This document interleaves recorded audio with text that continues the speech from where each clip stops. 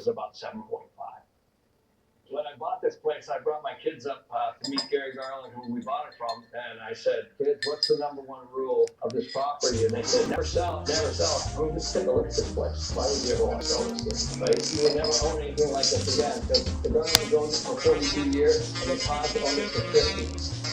This property came with water rights, so we have 3 permits that predate Arizona. So the property was homesteaded in the late 1800s. Arizona became a state, I think, in 1912. So this property predated it. So one of the reasons we bought it was for the water rights. So all the water that you see irrigating all the lawns and everything that you're seeing out here is all our own property water. There's a ditch up top that was dug out in the late 1800s that still exists today, where all the water comes in and it all feeds down through the property, including the drinking water.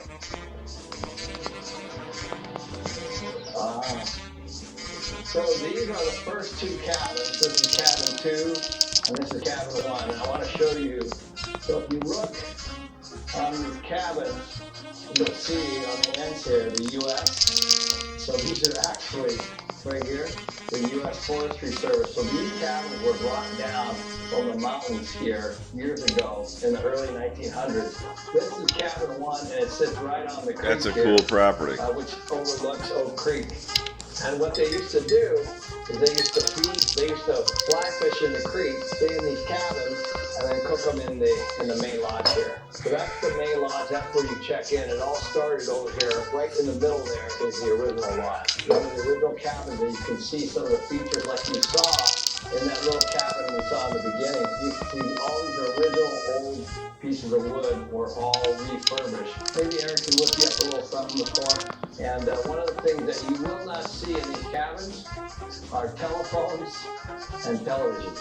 We need to redo 6 bathrooms. Doesn't sound like a lot, but that could be 50 grand here, 50 grand there. So those are the kinds of things you could see. Some of these roofs we redone. They're old school, old shape roofs. Typically, when we have cash left over at the end of the year, we just stick it in a dirt bucket, and then we find out what the property needs.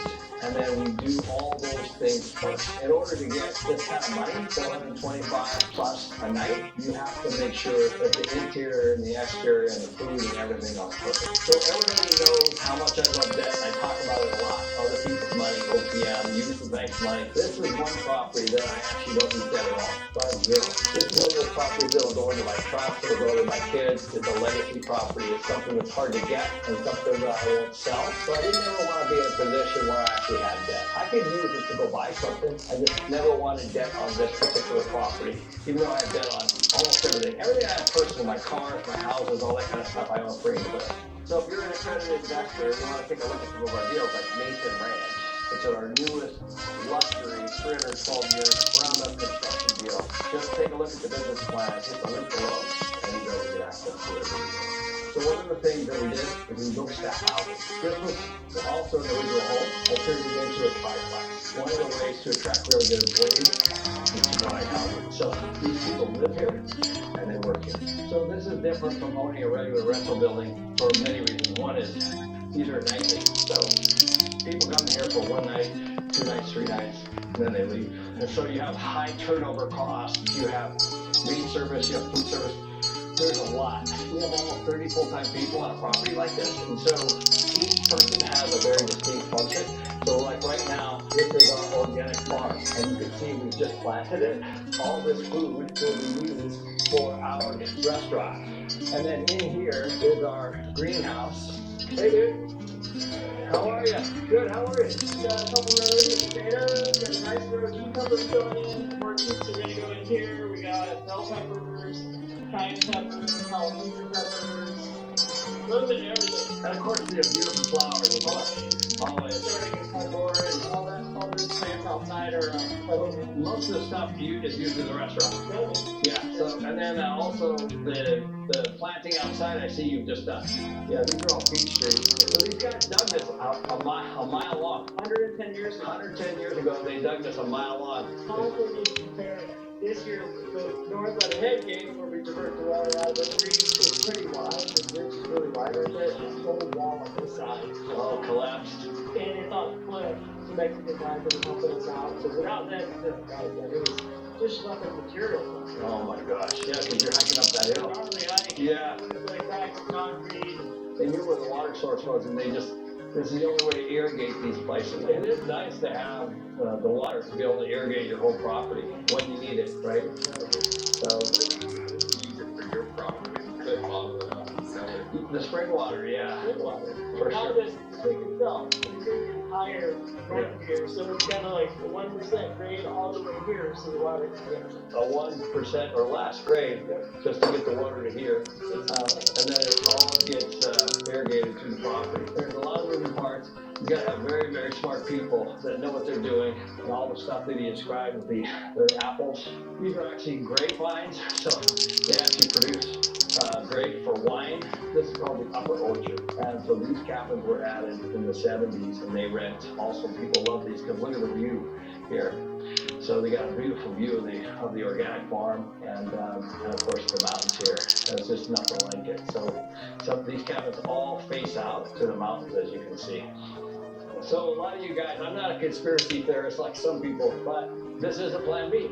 It has everything I need. It has water, has solar, has power. It has all of my own food. I have my own chickens. We have a commercial kitchen. There's one access point. There's a river blocking the main road and us. And I've got anything I want here. All I need is a 50 cal right here just to be able to take anybody out that comes up the road. Because basically we can block the road and be here in a compound, no problem. If all hell breaks loose, I could literally shut down this resort and just come here with friends and family and be fine. Because there's fish in the river, there's plenty of food here on the property, as you guys already saw. It's essentially all you need. So one of the hardest parts about this resort was the food and beverage, and that's where this guy came in. So Chris is one of the associate professors at Northern Arizona University and teaches food and beverage up at the school. He also has a lot of experience running restaurants and country clubs and things like that. So when he came here, he really helped me understand how much food waste we had in the restaurant, right? I think that's a lot of it. It was the model itself and staffing. As you know, over the years, wages have gone up. You said earlier, food cost has gone up. Finding that the right menu, the right staffing, it's really running it as a business. So when we started, we had like a 4-course meal and the menu changed every night. And so Chris came in and immediately saw that, okay, this is a lot of extra food and there's a lot of extra food cost and there's a way to simplify things because what was happening is the customers actually had too much food and they weren't eating as much as they were. And a lot of it's going to waste. It's one of the things when you were here when it was Navarro and I first came here many years ago, and there were sports coach that night, and you were wearing these kids, and it was wrapped around that night, that's what you got. But as the years went by, the dietary, as we all know, the allergies and Something like that. yes, it was in bad weather. Yeah, so first we started to say, okay, you can bring your family, and before it was really kind of more of a couple, more of a date night. And so we started to see more and more people. We started to refine the menu. I remember we had so many menu items and we kind of way back. And it's still amazing. Obviously, the restaurant is one of the top things at the resort still today. It's what most people talk about, the food. That's because of the chef Eric. And of course, the whole food also supports all that. Most of the food comes from here. We'll try to get as much as we can. But we were able to pare down the amount of food, right, which reduced our food cost. And so we started to take a look at how much did breakfast cost per person, how much did dinner cost per person, and that kind of thing, right? And to probably from the menu out now, it's a very unique to the food beverage world. People will choose and jams, and they'll find that people like that because they'll say I'm allergic to green peppers or something. So I come in and it's on the menu, they'll show up, they'll change that. So now, they're in charge of all the taking the orders, the special requests, and that is all assembled in a spreadsheet each night, and that is helped to reduce the food cost down, right? To reduce waste, increase guest satisfaction, and it doesn't mean you can't have great service and great food. The amount of food we spend in a year versus the amount of guests. And it was clear before Chris got here that the restaurant was actually losing money, right? So the first thing we did was we redid the menus and catered more toward the client. That actually reduced food costs and the amount of food that we actually had to buy. So once we figured that out, we got the food costs under control, then we actually turned to the wine. What happened was just through a conversation I had with a bunch of guests, and they would say, we love this place, but you guys don't care when you need a good wine. Remember that? So in Chris came from a country club where they had like 300 people that all loved really good wine. So he knew wine. And the thing about wine is you can take a bottle of wine and pay $25 for it and sell it for $75. It's got about a 3-pack vodka. So once we started to bring better wine and the cocktails too. And then of course I took it to the next level and we started to do our own wine. So you guys can see we did the Maple Red, the Kiyosaki Pinot, and then the Brigham Fine, which are my two partners. And these bottles cost about $10 each, and they come out of Paso Robles. So we order them by the case, and then we sell them for like $35 to $40 a bottle. There's a magic that people just order $10 to $15 to $20 a night for the whole restaurant. Then all of a sudden it's going to get to a very profitable year. And then we have them in the room so they can actually get them there, they can bring it back. And so the wine sale and the liquor sales generate hundreds of thousands of dollars a year. Whereas before we took over, they had the wine in the back, and if people wanted it, they would come out and just pour up a glass, and they would add it to it. So the upfront cost, obviously, to purchase the wine, but then you just basically sell through the inventory and we get all this profit. You basically have a 3 or 4 times markup on both wine. The second was the food beverage, then the food, the wine, and the third, of course, was the orchard. Now, the orchard is such an amazing thing. You can't produce that kind of apple cider and produce all the apples in that orchard without a lot of help. Now, the help doesn't offset the income. Okay, the apple orchard doesn't provide a lot of income, but it's such a huge piece of the resort, you got to keep it. So we had to figure out how do we make the restaurant break even in cash flow, and how do we make the hotel, break even in cash flow. So those are the 3 initiatives we had when we looked at the property. We just broke it into those 3 categories. So when we bought the property, the rates were in the high 2s, mid to high 2s, about $250 to $275 a night. But now the rates are over $400 a night. They're literally in the 60s. There might be some months, but we're often other months 100% occupied with the waiting price. So occupancy and rate have been significant in driving to the bottom line. So we added the black here and back for a year ahead. Well, we had the house, the main house, which is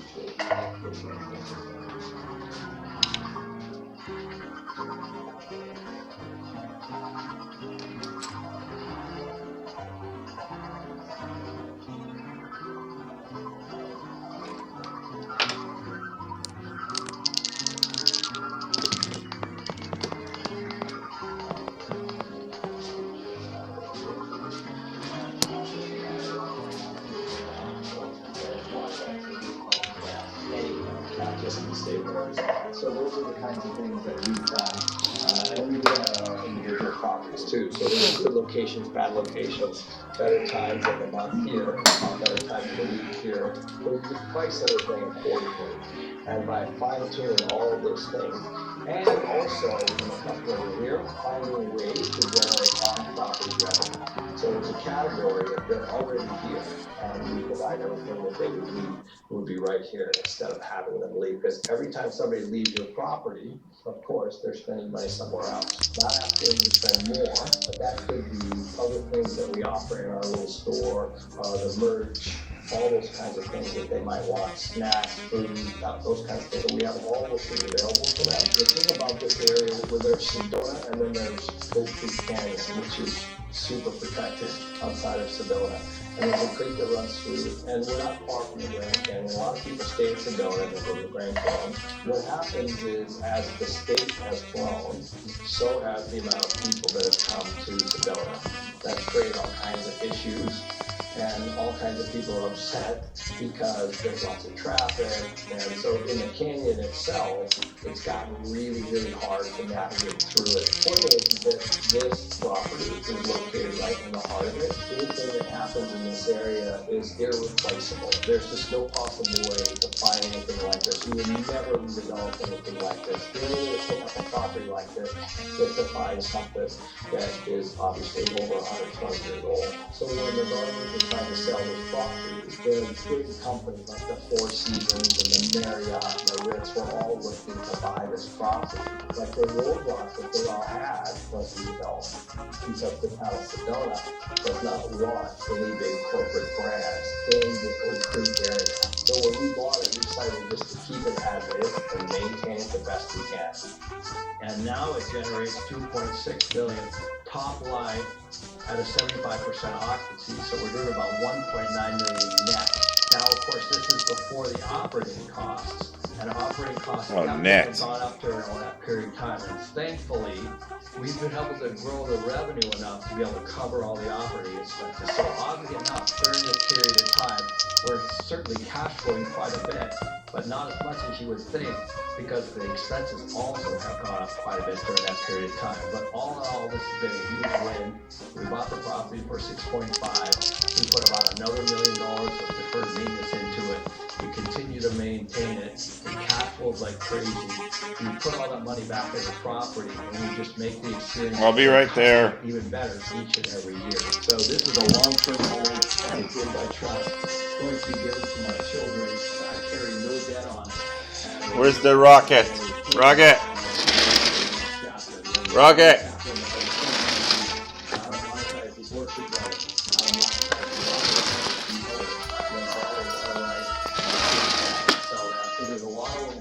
Still in the property we haven't done yet as we Double focus on six. just getting property operationally sound. This is a lot like a farm or a covered land play. So what you have here is you have a really expensive farm or a really expensive property that's covered by all the people that come here. So the land itself is well worth over $20 million.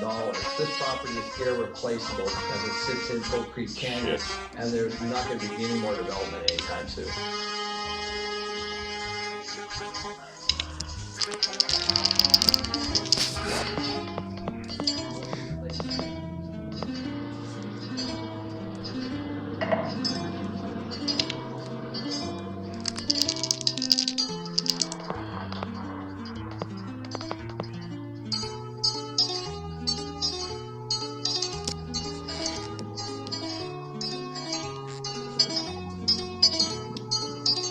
Mattole Garage, this is like community center, stuff like that. Mattole Grange, okay. I'm not familiar with that term. Is that a Northern California type deal? It's almost like a fraternal club, but it's sort of a gathering of place for farmers. Okay, to gather and like create communities or Okay. to support the families around that farming village. So it's, yeah, it goes back to that. There's still is like an active national and state range all. I mean, it's been going steady for 30 years. Oh yeah, cool. So it's still active. It's just right now it's becoming a retrospective. But that's we'll come back up. We just had like a big dance. Stage. Oh, nice.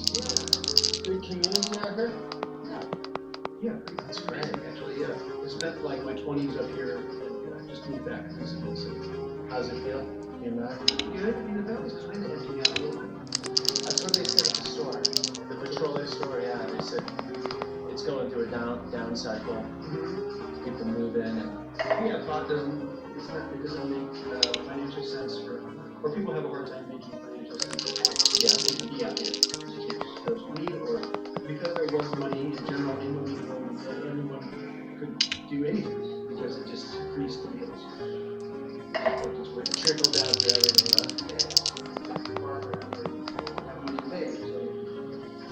Right. So they just have like bingo, like Sundays and pancake breakfast.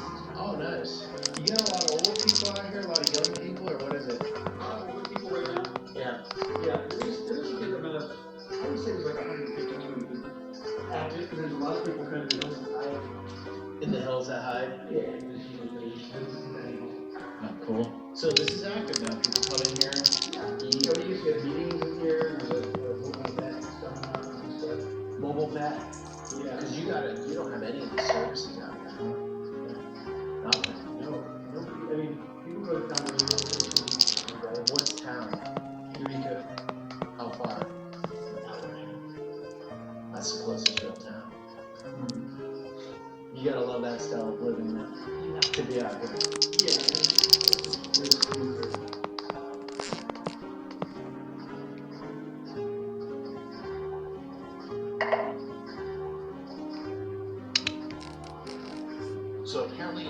Adelson isn't happy with the whole Rainbow jail thing's working out. We're gonna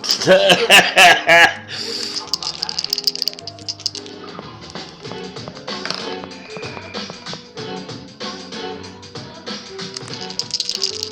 Hello, Super Squad, and welcome back to Sofa. Sofa's back there. Roscoe's on it. My name's Paul. Y'all, today we are going to be talking about Donna Adelson's arraignment / emergency motion hearing. It could be an emotion hearing, but emergency motion hearing. Specifically, what I'm going to do is talk about some of her behavior, because if this is foreshadowing what court will look like, yikes. Okay, yikes. Now, what I'm going to do is, as we always do, I'll do a little 60-second overview. So if you're not following this case, you know the gist of it. Now, before we do get into that, if you want to follow me on the old grams, go on, click it on screen, it's in the description, you know what to do with it. Me and Roscoe hang out over there and do just Instagram stuff, okay? That's just what we do. So, anyways, let's go to that 60-second overview and then talk about it. So, Denmark Health Life was taken to life in 2014. This would eventually be tied to the family of his wife, Adelson. What are you doing? Now, on the heels of that, Donna Adelson, who we're talking about today, her mother, she was apprehended to flee the country on a one-way ticket to Vietnam, a country that doesn't have like an extradition treaty or whatever the USA.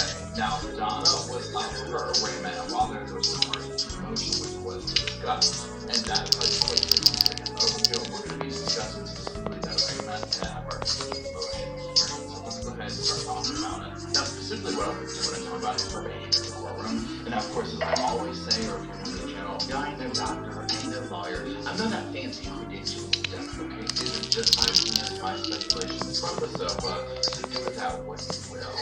So that means that today specifically we are talking about like what I call body language. But again, I ain't no expert, it's just what my little gut tells me. So now for the arraignment part of it, which is that she did not guilty as expected, and she waived her right to have her be read off, and that was pretty cut right. Now there is going to be a case management update, we're going to call it in January, and it's January 29th, so it's 30. Now one thing that's always interesting about that is when the judge, like, once this is all said and done, he's like, okay, let's talk about another update, you know, what status hearing, whatever you want to call it, and he's in February, and Donna's attorney was like, oh no, we're like, we just want to make this whole, you know, if I can have access to my client, which is what we're hearing about, she's like, let's go in January. So after seeing Donna's behavior, I'm like, girl, better hold the evidence back in her favor, so it ain't going to look good for her in the courtroom if she can't reveal it in. So that being said, it'll be curious to see how that all plays out, why the lawyer is so like aggressive with my case is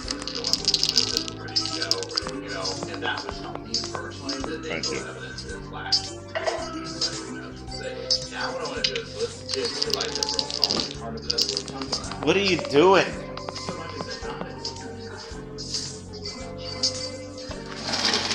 Get. Stop it.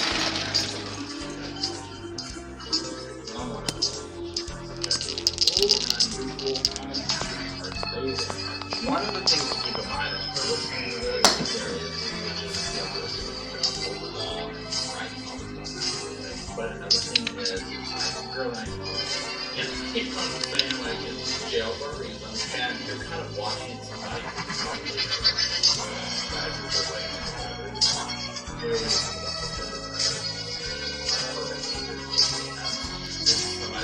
Stop it.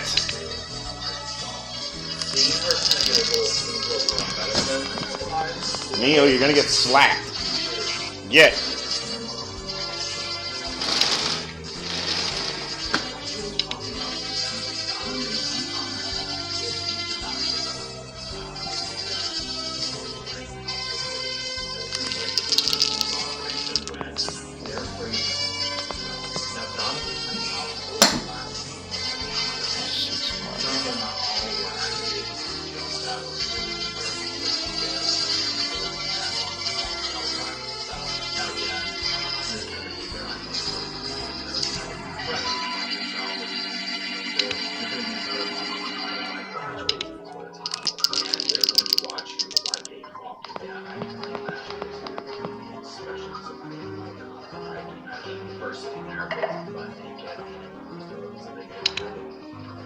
Like I said, she's kind of getting a little crazy for her life now. Now, ultimately, her attorney's like, I could go on house arrest.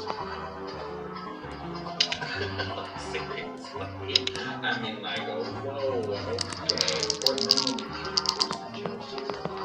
observation so that she can get prepared for trial and whatnot. Now, obviously, she has the right to prepare for trial when the media won't let it happen. Don't blame the attorney for that.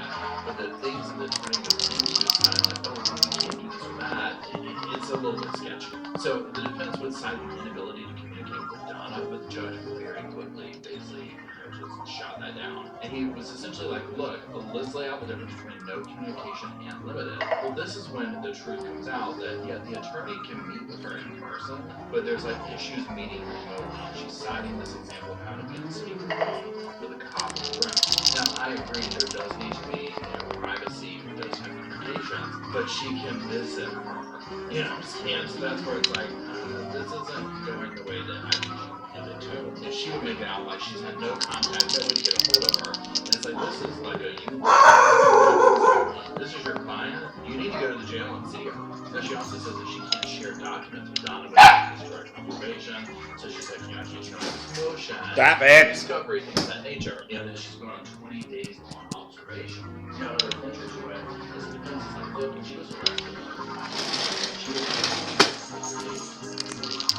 another report is from the jail to talk. There's a line of questioning. So the chief said that John was evaluated and with those doctors where she's surprised that they were letting go. That's all the ones that really met the doctor that was spoken on. Now, ultimately, the judge said, look, I run my courtroom and the jailer runs the jail, right? I can't, get over or something with my stuff. Now, he did say, look, we all need to make accommodations where we can do so that right with her attorney to be able to do their trial. She totally agree. Don't have a problem with that because I feel about somebody. Everybody has its right? And it needs to be heard. So I'm glad that he didn't say that. But he's like, I can't go there and change our policy, or sit there and all that. Thing. Now, one thing, and we'll see this in some of the clips we're getting ready to watch, the take that I got was that, probably what the chief of the jail is saying, that the doctor is saying, is somewhere in the middle piece of truth. Because you'll see Donna shaking her head, no, that never happened. While this doctor's trying to talk about, oh, I was in the vicinity and all this. I have a feeling what goes on with these things is there's like a doctor that goes and just checks out, looks in the room, check, and that's like, I can kind of thing. Also, you can see Donna's behavior just in the courtroom if you're watch. You can already tell, like, I can only imagine she's not going to she's not going to, like, hop down and admit to something or say I was wrong. Stop it. I feel better, I'm not going to harm myself. That kind of thing, you're going to have a hard time thinking. You're gonna get slapped.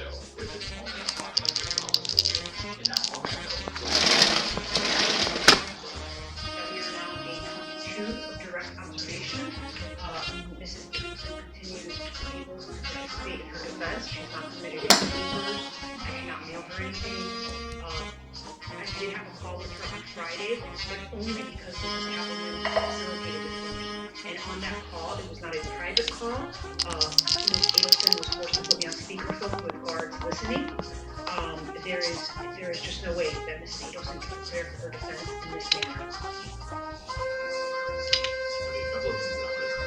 Number one, that just sums up everything my dad was saying, right? So you get that. But look at how severe the attorney is in this trial. She kept her head. I'm like, woo! Can you imagine her cross-examining somebody on a trial? This is going to get interesting. So you hear that, but you also see Donna. Now, here's from Donna. We've seen the evidence of what she's trying to pull with Dan and all this type of stuff. And some of it allegedly, obviously, here, right? But she's in her little blue uniform, just like everybody else. Nothing special. Watch her body language as we get into these, because this is what had my mouth on before. So are these because there were at some point statements alluding to during the jail phone calls? When she was booked into the jail here, she made a statement that she wanted to. Now, before she was arrested in Miami, she also had a phone call with her son, who's obviously in jail. 45-minute phone call. I personally listened to it. She very clearly spoke about a plan using sleeping pills. One moment, Miss Adelson. Please keep your comments to yourself. Let your lawyer argue on your behalf. Again, I'll say this, not giving to her lawyer, but you saw when Donna spoke out, the lawyer immediately turned to her and shut her up. Like, girl, this is not the time. Okay, here's the so you saw Donna had to get told by the court to shut up, right? Even her attorney was a girl. Time and place, honey. Like, the entitlement. It's like, you know the charges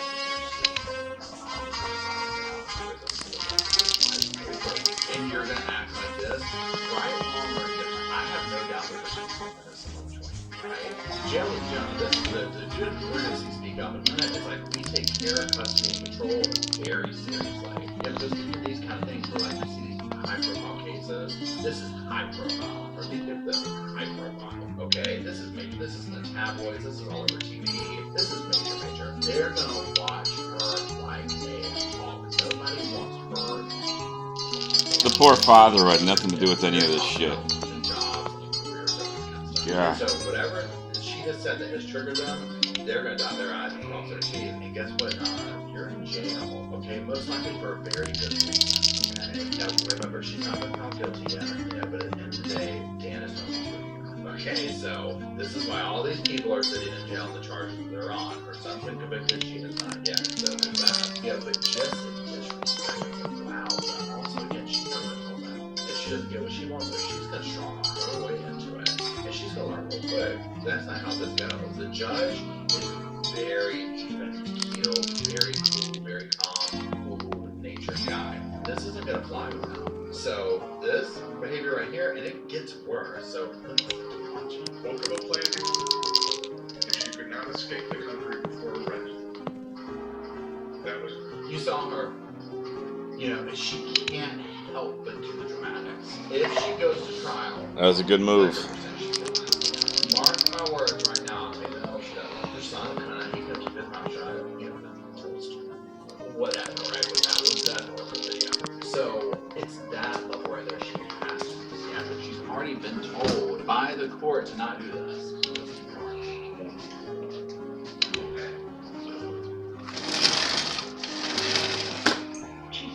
No, again, you saw that real quick. Now she's mad. Okay, that's fine. You saw Donna. That's what she is. Oh my god. You know, she's just. Can you imagine her not getting her way in Neiman Marcus?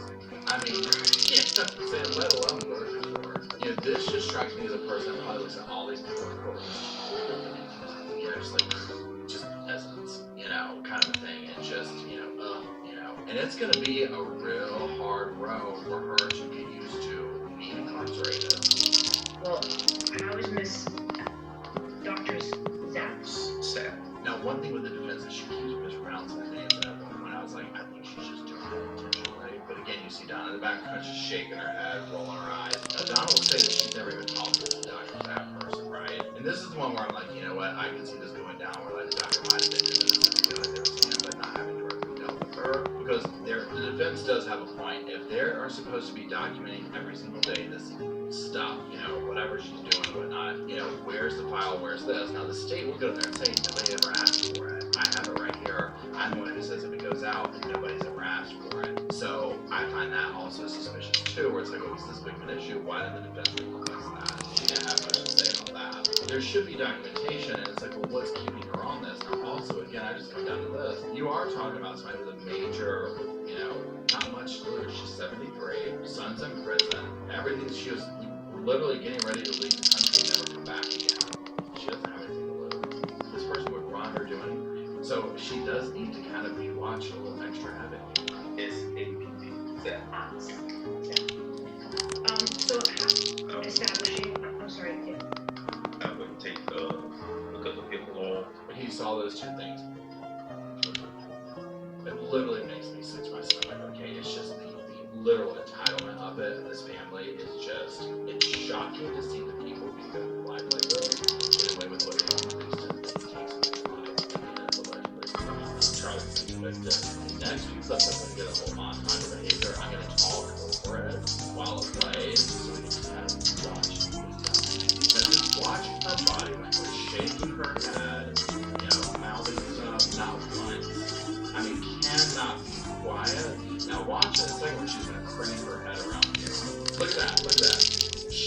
just incensed at this guy. You know, just like, oh, come on. Now, here's the thing also, there's no more. So she's sitting up here, and there's this craning that head around to get the stare down. Oh my God. I'm surprised the judge did not say something to her again. If this is any time of the court, we'll be like, again, I'm like, oh, she's testing. This is a person who would do the same thing to the judge. She does not like imitation. I love her. Yeah, that's the thing. This is where sweet justice comes in, is watching people be held accountable, and watching them score like this. Because it's going to take her a minute, but you're in jail. You've said these things that have triggered a response in the jail, and they're going to treat you this way, and until you comply, that's how it is. You know, it is what it is. So, again, now remember, they're going to have money to throw at this. So, yeah, she's got to go back in there in January. They want to go. I will be very interested to see how these go down. So, let me know, what did you think? What did you think of the body language? What did you think of her outburst? Do you think she'll take I want to know lots of things. I don't think she will. She doesn't need to.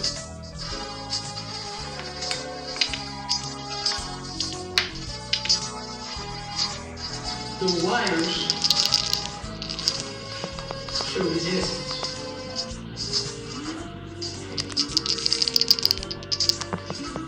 And they certainly don't show proof beyond a reasonable doubt of his guilt. You saw Dan Rashbaum represent Charlie Adelson in his trial. Now he's switching clients and representing Donna Adelson as her turn comes to stand trial for the murder of Dan Markel. It is as new surveillance and other electronic devices come to light. I'm Anjanette Levy. It's Tuesday, and this is Crime Fix. Law and Crime's look at the biggest stories in the world of crime. Donna Adelson was supposed to be in court today for a status hearing, but heavy rains in the South led the court to cancel that hearing. But there's still a lot of news in Donna Adelson's case. First, she has new lawyers. Dan Rashbaum will represent her along with Tallahassee lawyer Alex Morris. The Adelsons made it clear on jail calls following Charlie's conviction that a local lawyer might be important. But it's like what Catherine did for her clothing with all the lines and the fake, the TV drama of like all of it, of what she put out. Like what like there will never be another outcome with what she did up there, the pictures she left up there for 5-10 minutes at a time. Like she dumbed it down and put in a bunch of lies, and it was like she dumbed it down for a bunch of dummies, and it's true. Now this is an interesting turn of events. Rashbaum appears to be close to the Adelsons. Donna Adelson talked about him many times on jail calls with Charlie, including when she discussed leaving the country. Look, they're making a decision at some point. So after speaking to them this morning and really what they're thinking up there, I don't know if we'll make it out in time. I really don't. But them said, you might, or you might just hold this, get to the airport, and that could happen. It could happen. I don't know, but it's worth a try. Donna Adelson's current attorney had said during her last court appearance that she wanted a speedy trial, and that may not happen now with a new lawyer coming on board. But Dan Rashbaum definitely knows the case front to back. Also, there are new search warrants that have been filed with the court. Investigators seized Apple iPhones, an Apple iPad, and 2 MacBook Pros from Harvey and Donna Adelson. We're in trouble. Investigators got a warrant to search both MacBook Pros for information related to Markel's murder involving Donna Adelson going back to 2012. 2 years before the murder. Prosecutors have painted Donna Adelson as one of the masterminds AC-doocy for the win. to murder Dan Markel. So her daughter Wendy Adelson Quiet. children to Miami from Tallahassee. These dogs, man. Donna Adelson has pleaded not guilty to the charges and remains in the Leon County Jail. Her guards are keeping a close eye on her, fearing she might attempt suicide after she referenced that on jail calls. Suicidal isn't any correction. And